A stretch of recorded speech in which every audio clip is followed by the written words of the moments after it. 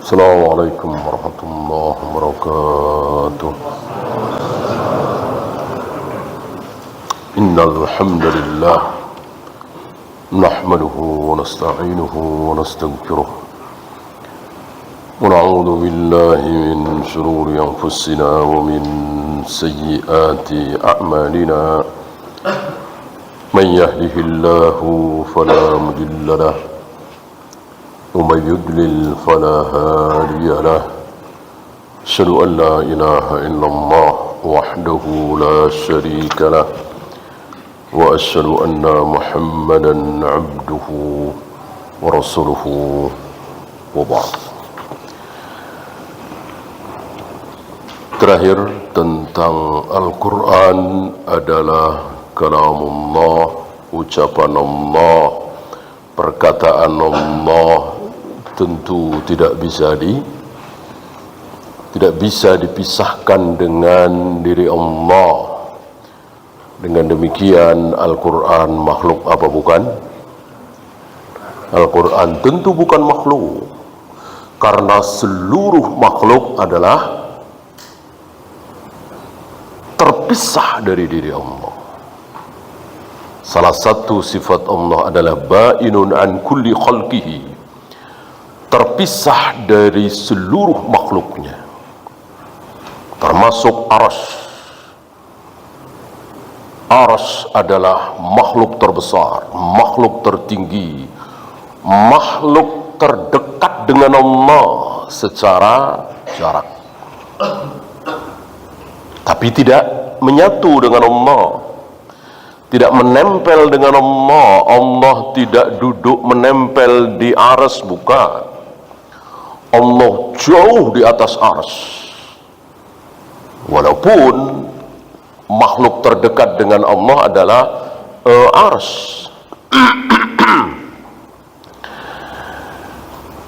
Nah, sementara Al-Quran adalah ucapan Allah, perkataan Allah, suara Allah yang didengar oleh Jibril lalu disampaikan oleh Jibril kepada Nabi alaihi salatu wassalam.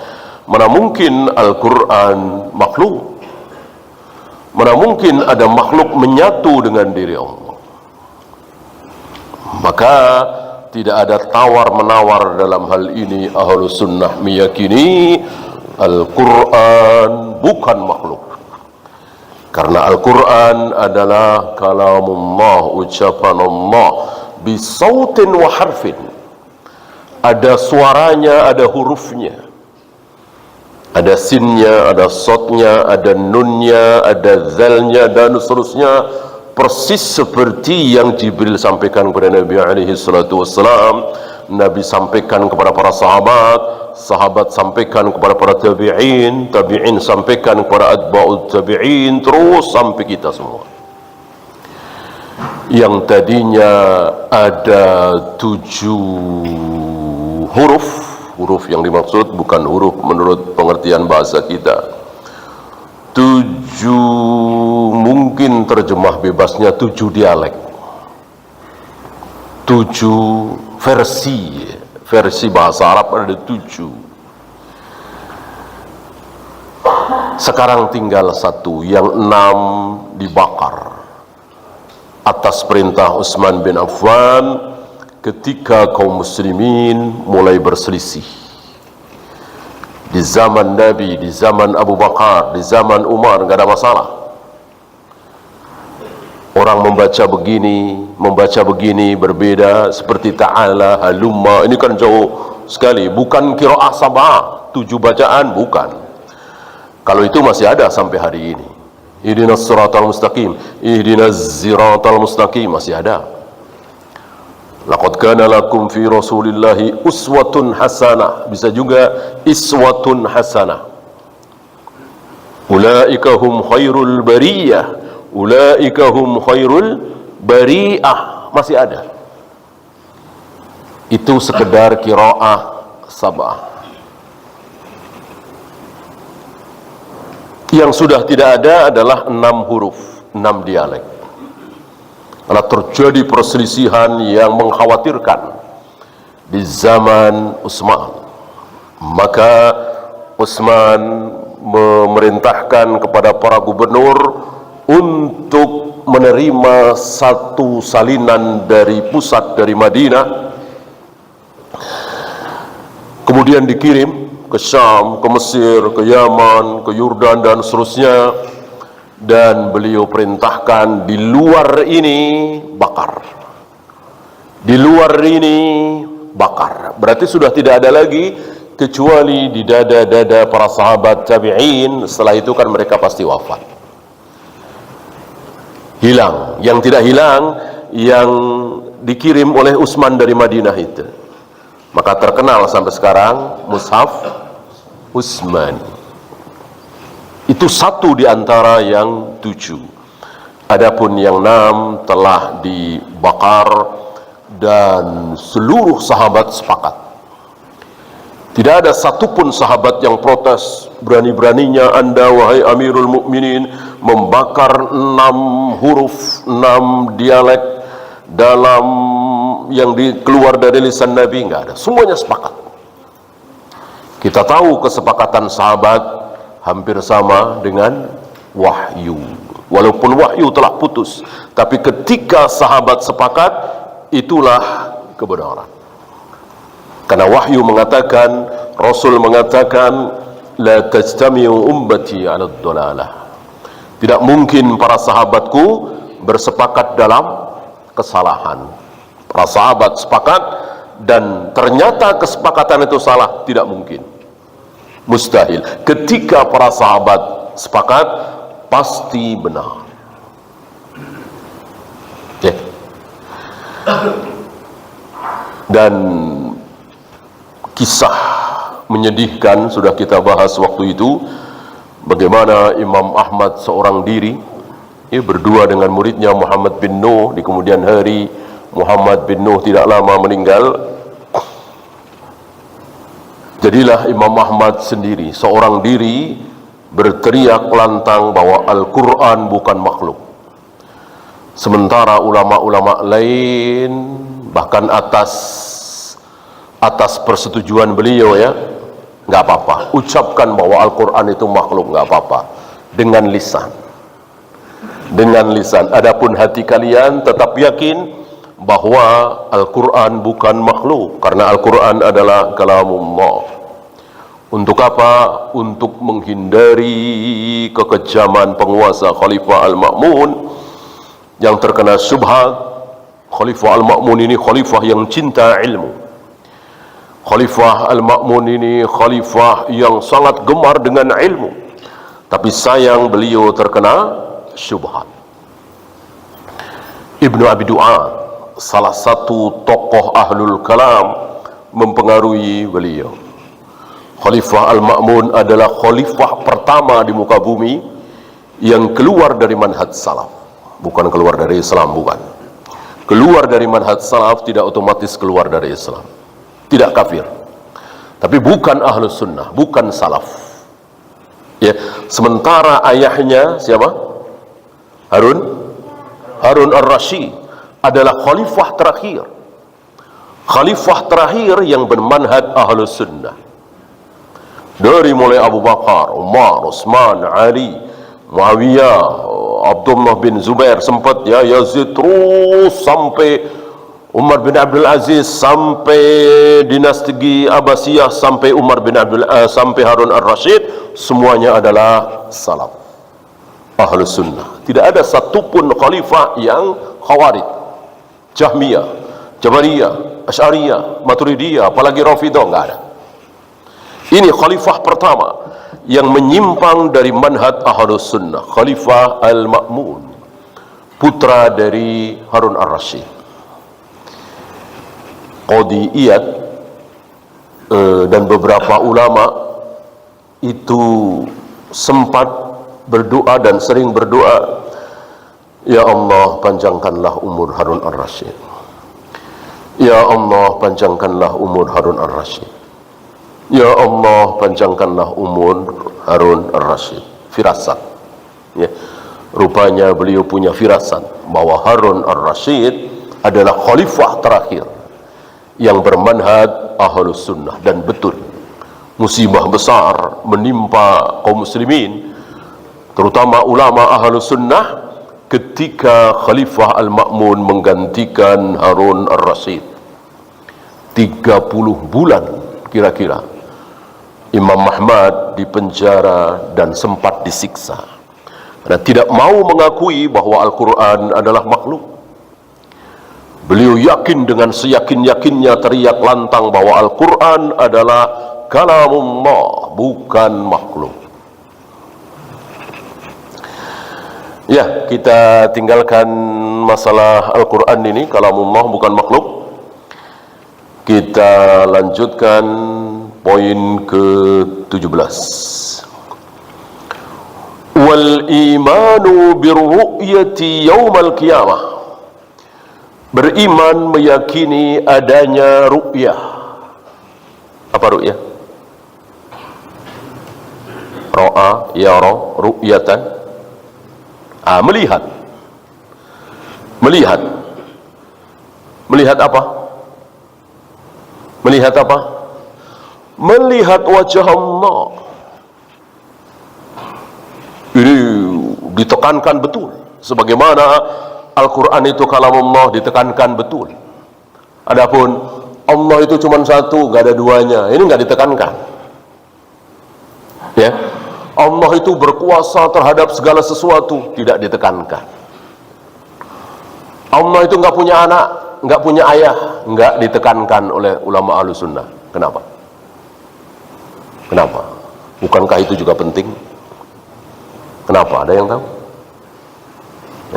Nggak ada ulama Ahlus Sunnah termasuk di kitab ini. Allah itu nggak punya anak, Allah itu tidak punya ayah, Allah tidak punya ibu. Lam yalid walam yulad, jelas ayatnya. Tapi nggak ditekankan. Kenapa? Yang ditekankan seperti ini. Allah itu nanti bisa dilihat. Al-Quran itu bukan makhluk. Kemudian Allah turun ke langit dunia setiap sepertiga malam. Allah menciptakan Adam dengan kedua tangannya. Allah kelak akan menggulung langit dengan tangan kanannya. Itu yang ditekankan. Kenapa? Kenapa bukan Allah tidak beranak, tidak diperanakkan? Allah berkuasa terhadap segala sesuatu. Allah satu-satunya Tuhan di jagat raya alam semesta. Ini malah tidak ditekankan oleh ulama Ahlus Sunnah. Kenapa? Karena nggak ada yang bantah. Mana ada firqah yang mengatakan Allah punya anak?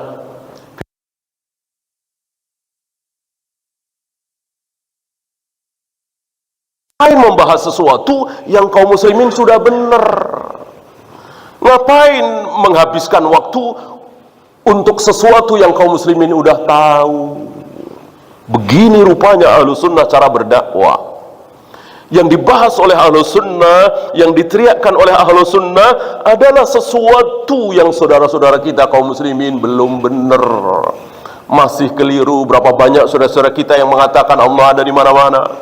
Allah nggak punya tangan, Allah nggak punya wajah. Kalau punya tangan jadi kayak kita dong. Kalau punya wajah jadi kayak manusia dong. Allah nggak pernah naik turun ke langit dunia, nanti ke arsy lagi. Padahal itu semua kata Allah sendiri lewat lisan Nabi SAW, bertebaran di Al-Quran. Ar-Rahmanu 'alal arsy istawa, ma mana'aka an tasjuda lima khalaqtu biyadayya was samawati matwiyatun biyamini. Bahwa langit-langit akan aku gulung dengan tangan kananku, bahwa aku telah ciptakan Adam dengan kedua tanganku, bahwa aku turun ke langit dunia setiap sepertiga malam. Ini semua firman Allah, sabda Nabi SAW. Lalu kita bilang enggak, Allah nggak pernah turun ke langit dunia, nggak pantas masuk Tuhan naik turun. Yang jadi Tuhan siapa? Ya, masuk kita yang ngatur Tuhan? Terserah Allah mau naik turun, mau ke kiri, ke kanan. Seandainya Allah mengatakan aku ke kiri 1 jam, setelah 1 jam lagi aku ke kanan, Allah yang bilang seperti itu, tentu kita sami'na wa ata'na. Kita tahu apa tentang Allah? Allah yang tahu tentang dirinya sendiri. Apa kata Allah tentang dirinya sendiri? Sami'na wa ata'na. Kita imani apa adanya. Jangan ikut ngatur Allah. Nah, Jahmiyah, Jabariyah, Asy'ariyah, Maturidiyah, Rafidah, itu ngatur Allah. Oh, nggak pantas. Masuk Tuhan naik turun. Oh, nggak pantas. Masuk Tuhan punya tangan, punya wajah, jadi kayak kita. Ini dia kekurang ajaran firqah-firqah itu. Mengatur Allah mereka lebih sikoh dengan akalnya, nuraninya, hatinya daripada kepada Al-Quran dan Sunnah. Apa kata Al-Quran dan Sunnah tentang diri Allah ditimbang-timbang. Apa kata hati mereka, kata akal mereka tentang diri Allah, langsung ditelan bulat-bulat. Termasuk satu ini. Berapa banyak firqah yang menolak? Ya kalau bisa dilihat bukan Tuhan dong. Namanya Tuhan, namanya Allah nggak mungkin bisa dilihat. Sampai kapan? Sampai kapanpun. Termasuk sampai surga? Iya. Apakah Allah akan bisa dilihat nanti di surga? Ya nggak bisa, itu kata mereka. Sementara ayat hadis bertebaran. Wujuhu yawma idin nadhirah ila rabbiha nadhirah. Hari itu mereka penduduk surga wajahnya berseri-seri, berbahagia karena melihat Tuhannya. Mau dikemanakan ayat ini? Mau dikemanakan? Belum sabda Nabi yang terang benderang saat beliau bersama para sahabat menyaksikan bulan purnama. Beliau mengatakan, kelak kita akan melihat wajah Allah seperti kita melihat bulan purnama ini. Tidak berdesak-desakan, tidak menyilaukan. Kata Nabi alaihi salatu wassalam. Lalu kita ragu dengan ucapan Nabi, karena sikoh dengan akal kita, hati kita, nurani kita, nggak mungkin Tuhan kok bisa dilihat. Ya. La yudrihul absar. Allah tidak mungkin bisa dicapai oleh penglihatan. Betul, itu ayat. Tapi itu di dunia. Kalau di dunia, iya. Jangankan kita, para nabi, para rasul alaihi wassalatu wassalam, termasuk nabi termulia Muhammad Rasulullah sallallahu alaihi wasallam, pernah melihat wajah Allah waktu hidup? Belum pernah. Ketika Isra Mi'raj, beliau berdialog dengan Allah, menerima kewajiban salat 5 waktu. Apakah beliau melihat wajah Allah? Tidak. Tidak, karena beliau masih hidup. Nanti ketika sudah meninggal di surga, insya Allah kaum muslimin akan bisa melihat wajah Allah dan tidak menyilaukan. Ya. Sementara kita melihat matahari silau. Padahal terangnya wajah Allah, keindahan wajah Allah mengalahkan bulan, mengalahkan matahari. Tapi tidak menyilaukan. Dan itu adalah puncak kenikmatan. Dan begitulah sifat surga. Semakin hari semakin enak, semakin hari semakin lezat, semakin hari semakin nyaman, semakin hari semakin indah. Dan puncak keindahan itu adalah melihat langsung wajah Allah. Ini kebalikan dari penghuni neraka. Semakin hari semakin sengsara, semakin hari semakin menyedihkan, semakin hari semakin sakit. Dari mulai hari pertama masuk neraka, mereka sudah luar biasa sengsaranya. Tapi Allah masih memberikan kesempatan kepada mereka untuk sedikit punya harapan. Ya, karena hampir setiap hari Allah mengangkat penghuni neraka, ya, dimasukkan ke dalam surga. Maka mereka berharap, mudah-mudahan hari ini saya, mudah-mudahan hari ini saya, mudah-mudahan hari ini saya. Walaupun mereka menderita sengsara luar biasa, setidaknya ada harapan. Siapa tahu hari ini saya. Sampai Allah umumkan, ini adalah manusia terakhir yang aku angkat dari neraka. Putus asa. Seluruh penduduk neraka putus asa. Karena ini orang terakhir, nggak ada lagi. Setelah ini tidak ada lagi yang aku angkat dari neraka. Menangis mereka putus asa. Udah nggak punya harapan lagi. Tapi masih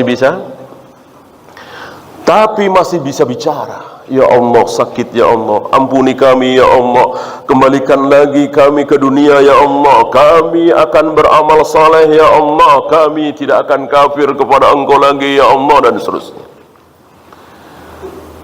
Padahal kata Allah, seandainya orang yang merengek-rengek minta dikembalikan ke dunia, kok Allah kembalikan lagi ke dunia, maka mereka akan, kata Allah ya, bukan kata antum, bukan kata saya, bukan kata manusia, kata Allah ya, wa in ruddu la'adu limanuhu anhu. Jika orang-orang kafir penghuni neraka yang merengek minta dikembalikan lagi ke dunia akan menyembah Allah, tidak akan kafir lagi, jika Allah kembalikan lagi ke dunia maka mereka akan kafir lagi. Allah Maha tahu, nggak mungkin Allah salah. Luar biasa. Abu Jahal, Abu Lahab contohnya. Abu Jahal, Abu Lahab, Fir'aun sekarang sedang menangis-nangis, menyesali kekafirannya dan minta supaya dikembalikan lagi ke dunia untuk mengulang amalnya. Seandainya Allah kembalikan lagi ke dunia, maka Abu Jahal, Abu Lahab, Fir'aun akan kafir lagi. Innalillah. Ya, dengan demikian taulah kita, orang kafir adalah orang yang sudah ditetapkan kafir oleh Allah, disesatkan oleh Allah. Para nabi, para rasul, apalagi sekedar ulama, kiai, mubalik, nggak bisa berbuat apa-apa. Rasulullah alaihi salatu wassalam tidak bisa berbuat apa-apa terhadap kekufuran yang telah ada pada diri Abu Jahal, Abu Lahab. Ya. Inilah mereka.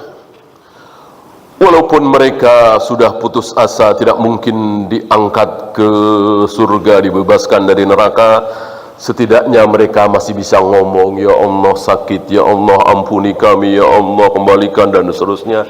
Sampai satu ketika Allah katakan kepada mereka, diam semua mereka.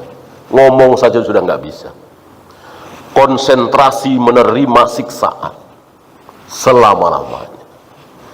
Inilah orang-orang kafir yang di neraka, semakin hari semakin sakit, semakin hari semakin sengsara, semakin hari semakin menderita. Berbeda dengan ahlul jannah, semakin hari semakin nikmat, semakin indah, semakin lezat, semakin nyaman. Ya. Yarawna Allah azza wa jal bi absari ru'usihim. Mereka bisa menyaksikan Allah, melihat Allah dengan mata kepala mereka. Sekarang bisa juga sih melihat Allah, tapi dengan melihat ada berapa? Masih ingat? Melihat dalam kaidah syar'i ada 3. Basariyah, qalbiyah, manamiyah. Melihat dengan mata, basariyah. Melihat dengan hati, qalbiyah. Masih ingat apa itu ihsan? Masih ya? Jibril datang bertanya kepada Nabi tentang Islam. Dijawab oleh Nabi kata.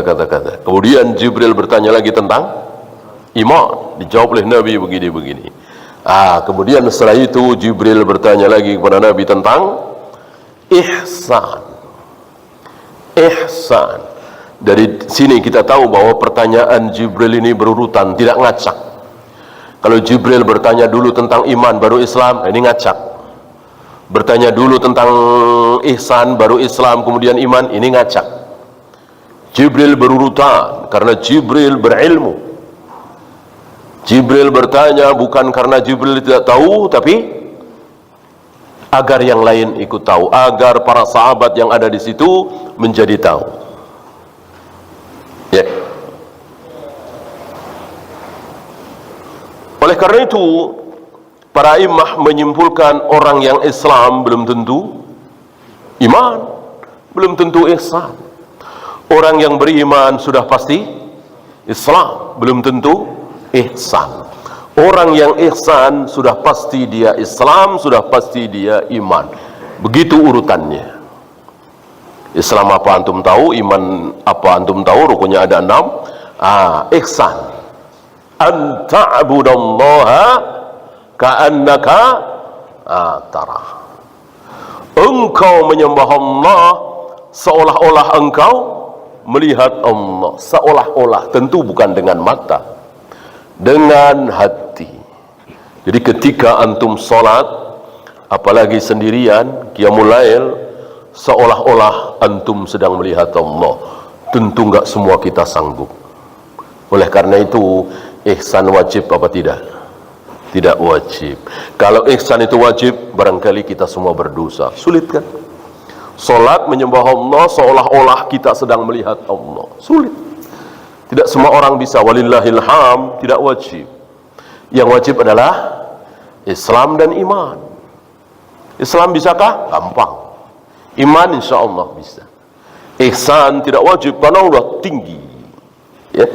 Karena sekali lagi, orang yang ihsan otomatis dia sudah Islam, otomatis dia sudah iman. Ya. Fa illam takun tarah fa innahu yarak. Kalau engkau tidak bisa seolah-olah melihat Allah, nggak apa-apa. Cukup yakini bahwa Allah sedang melihat kita. Ini pun kan tidak mudah yang kedua ini ya. Antum salat, antum puasa, antum baca Al-Quran, antum sedekah, antum bagi-bagi sembako, merasa sedang dilihat oleh Allah, disaksikan oleh Allah. Mudahkah? Belum tentu mudah. Banyak dari kita bagi-bagi sembako, nyumbang, merasa sedang disorot oleh beberapa kamera. Ya, merasa sedang dilihat oleh RCTI, Indosiar, TVRI, segala macam. Itu perasaan kita. Sulit ketika kita melakukan kebaikan, terutama ghairu mahdha, merasa bahwa kita sedang disaksikan oleh Allah. Ya. Maka kalau nggak penting-penting amat, nggak usah disorot. Ya. Nggak penting-penting amat. Nggak perlu orang lain tahu, kecuali memang diperlukan. Antum sedang memancing si fulan yang uangnya miliaran ini supaya ikut menyumbang masjid ini misalnya. Bolehlah. Tapi kalau nggak ada tujuan seperti itu, sudahlah. Lebih baik disembunyikan. Ya. Kalimat ini diselewengkan oleh sebagian tarekat sufiyah. Mereka membaca ta'rif ihsan ini diputus-putus. Kan yang benar tadi kan, fa illam takun tara fa innahu yarak. Jika engkau tidak bisa merasa melihat Allah, yakinlah bahwa Allah sedang melihat engkau. Nah, sebagian tarekat sufiyah membacanya diputus. Fa illam takun tara. Fa illam takun tara. Ada sebagian tarekat memahami ini. Fa illam takun tara. Jika engkau merasa dirimu tidak ada, fa illam takun tara, maka engkau bisa melihat Allah. Maka salah satu tarekat sufiyah mengajarkan kepada kita bahwa kita ini sedang tidak ada. Kita ini nggak ada. Saya nggak ada, antum nggak ada semua. Yang ada cuman Allah. Maka la ilaha illallah yang mestinya difahami la ma'buda bihaqqin illallah, diterjemahkan oleh mereka, difahami oleh mereka dengan la maujuda bihaqqin illallah. Yang benar la ilaha illallah itu kan tidak ada yang berhak disembah kecuali Allah. Tidak ada ma'bud yang disembah dengan hak kecuali Allah. Mereka ganti dengan la maujuda, tidak ada yang maujud. Maujud itu apa? Maujud itu ada. Berarti tidak ada yang ada, berarti semuanya tidak ada. Yang ada cuma Allah. Ketika kita meniadakan diri kita, maka fa illam takun tara. Engkau bisa melihat dia, engkau bisa melihat Allah. Maka salah satu hayalan sebagian tarekat-tarekat sufiyah mengaku bisa melihat Allah, padahal Nabi saja tidak bisa ketika masih hidup. Ya. Ini bahayanya tarekat-tarekat yang tidak mengikuti manhaj Nabi SAW. Dan secara istilah, tarekat adalah bahasa Arab, tapi bukan bahasa syar'i. Tarekat itu sekedar jalan yang ditempuh, ya, bukan istilah syar'i. Kalau istilah syar'i itu salat, saum, zakat, haji, syariat, manhaj, akidah. Ini istilah syar'i. Ada bahasa Arab tapi bukan istilah syar'i. Yang diantaranya tarekat itu. Ya, tarekat ini bahasa Arab, bukan bahasa Islam. Ya. Ada yang bahasa Arab sekaligus bahasa Islam. Bahasa Islam insya Allah semuanya bahasa Arab. Ya. Maka tidak boleh ada bahasa Islam tapi bukan bahasa Arab. Nggak boleh ada, kecuali terjemahan, ya kan? Ya, misalnya cerai terjemahan dari talak. Nah, apa itu talak? Sama dengan apa itu cerai, terjemahan saja, bolehlah. Bahwa cerai itu ada 3, sebagaimana talak ada 3, gitu kan? Talak 1, talak 2, talak 3. Berarti cerai pertama, cerai kedua, cerai ketiga. Bolehlah terjemahan. Cerai pertama, cerai kedua masih boleh. Cerai pertama, cerai kedua masih boleh. Rujuk lagi. Kalau masa iddahnya belum habis. Kalau masa iddahnya sudah habis, nggak boleh rujuk lagi. Tapi boleh nikah lagi. Tapi boleh nikah lagi, karena baru cerai pertama, cerai kedua. Kalau sudah cerai ketiga, jangankan rujuk, nikah lagi saja tidak boleh. Kecuali yang wanita sudah dinikahi oleh laki-laki lain dan seterusnya dan seterusnya. Ini cerai terjemahan dari talak. Bolehlah. Contoh lain, bulan suci. Bulan suci Ramadan. Bolehkah ada istilah suci? Nggak boleh, kecuali dia terjemahan. Suci jelas, bukan bahasa Arab. Suci bahasa Indonesia, kan? Nah, suci ini terjemahan dari apa? Menurut antum kira-kira suci terjemahan dari apa? Kan nggak boleh ada istilah Arab, ada istilah Islam. Kok bahasa Indonesia? Harus bahasa Arab dong. Nah, suci ini terjemahan dari apa? Kira-kira? Maksudnya nggak tahu bahasa Arabnya suci? Hah? Kudus, misalnya. Apalagi? Kudus artinya suci, kan? Emang ada Sahrul Kudus, pernah dengar? Ramadan Sahrul Kudus, sabda Nabi, nggak ada. Ayo, dari apa coba? Suci ini dari apa? Haram. Haram kan tanah haram, tanah suci. Ya kan? Ya berarti bulan haram. Betul Ramadan bulan haram? Lebih salah lagi. Bulan haram kata Nabi ada berapa? Ada 4. Ayo kita hitung. Dzulqa'dah, Dzulhijjah, Muharram, Rajab. Ada Ramadan? Tidak ada. 4 ini bulan haram. Bulan di mana kaum muslimin tidak boleh mengadakan peperangan. Bulan Ramadan bukan bulan haram. Lihat perang Badar dan beberapa peperangan lain dilakukan di bulan Ramadan, menunjukkan bahwa Ramadan bukan bulan haram.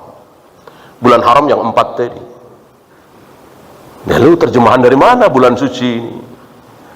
Ya, disinilah.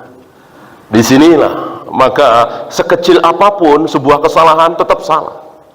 Jangan mentang-mentang sudah kaprah, sudah diucapkan oleh jutaan kaum muslimin, kita ikut-ikutan bulan suci Ramadan. Bulan suci Ramadan, bulan suci Ramadan, nggak ada. Bulan suci itu Dzulqa'dah, Dzulhijjah, Muharram, Rajab. Itu bulan suci kalau terjemahan dari haram tadi. Kalau terjemahan dari apa tadi, Kudus, ya jelas nggak ada Syahrul Kudus. Yang ada Ramadan adalah Syahrul Mubarak, bulan yang penuh berkah. Apalagi Syahrul Siam, jelas bulan puasa.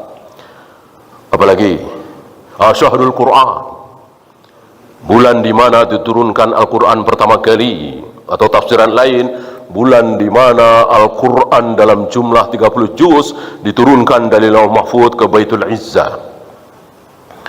Ada lagi tafsiran bahwa bulan Ramadan memang Nabi dan para sahabat sedang banyak-banyaknya membaca Al-Quran, dan begitu seterusnya.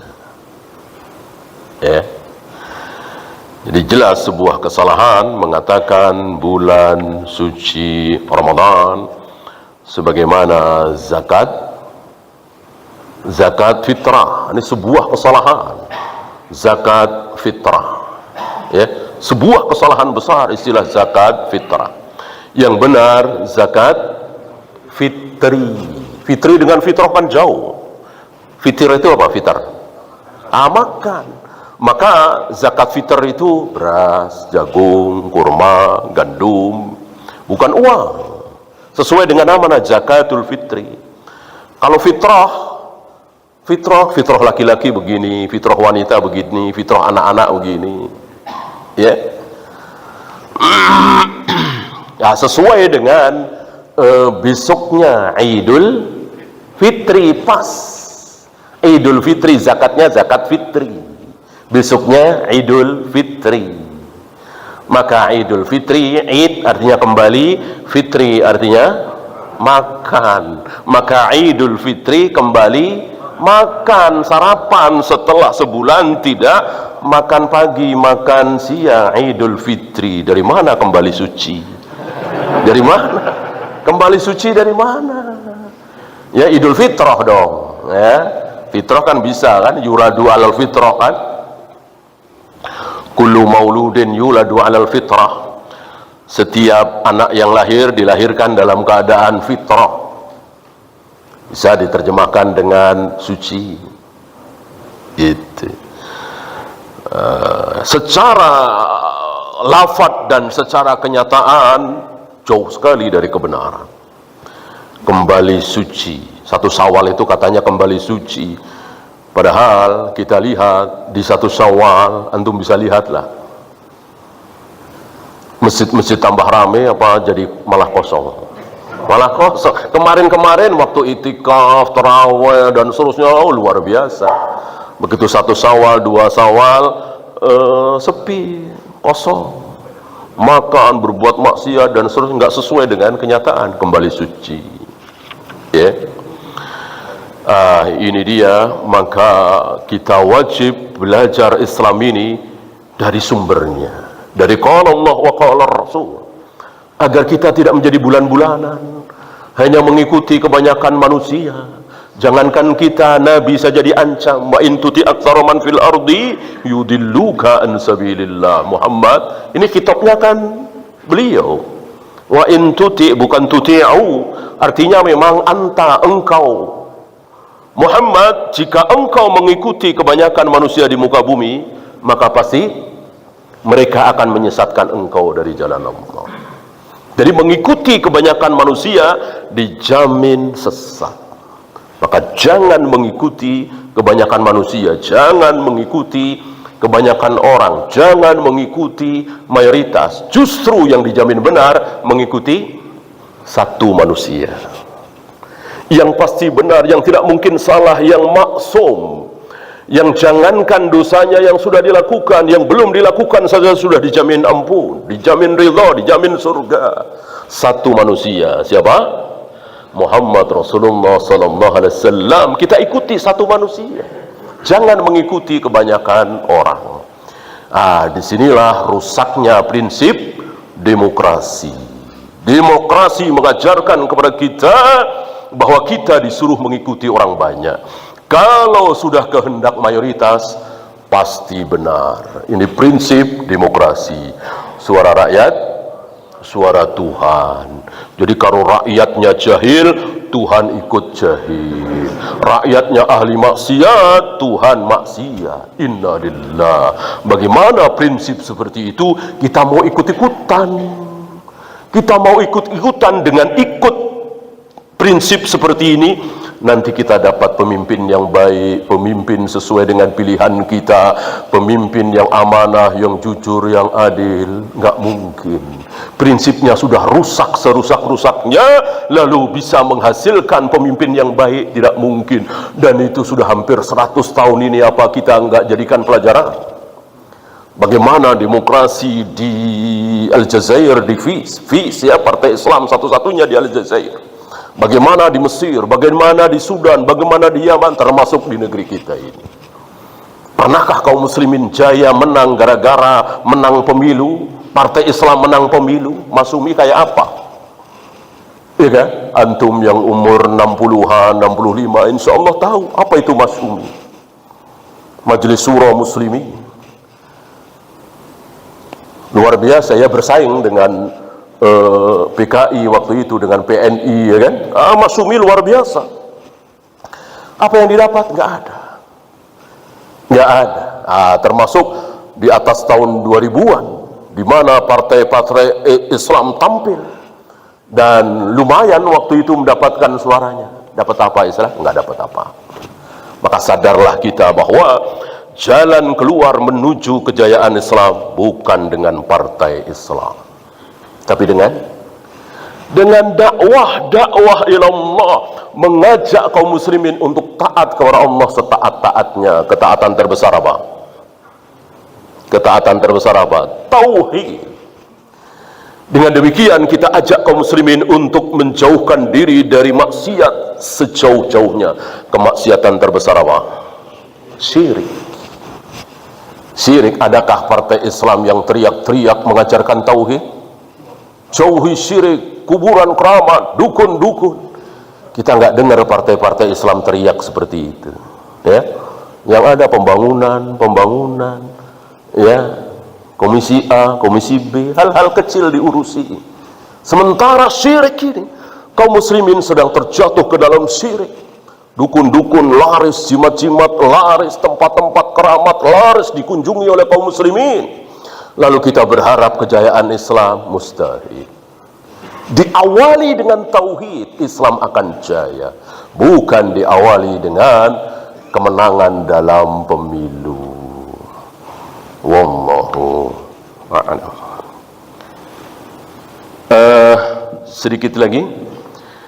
Wa huwa yuhasibuhum bila hijabin wala turjuman. Dan hari itu Allah menghisab kita semua manusia tanpa hijab, bila hijabin wala turjuman, tanpa penterjemah. Ada pendapat bahwa Allah memakai bahasa apapun, tentu Allah Maha Bisa. Tapi pendapat yang rajih adalah Allah memakai bahasa Arab, sebagaimana yang disebutkan. Allah bikin seluruh manusia faham dan bisa bahasa Arab. Oleh karena itu antum belajar bahasa Arab sekarang untuk dunia ini apa untuk akhirat nanti? Ya untuk dunia, biar antum tahu Al-Quran artinya begini. Kalau nanti ya otomatis sudah pada pintar bahasa Arab, iya kan? Man rabbuka, tahu ya maksudnya apa, cuman nggak bisa jawab, ya kan? Maksudnya apa nanti bisa tahu, berdialog dengan Allah bahasa Arab, ya. Tapi ya sudah telat, nggak ada manfaatnya, ya sekedar tahu saja bahasa Arab itu, faham, bisa mengucapkan, tapi nggak ada manfaatnya. Yang ada manfaatnya sekarang, kalau antum baca Al-Fatihah, tahu maknanya, tahu artinya sesuai dengan nahwu sarafnya, bermanfaat sekarang gini, ya. Wallahu a'lam. Ya, itu saja. Sebelum ditutup, ada pertanyaan? Silakan.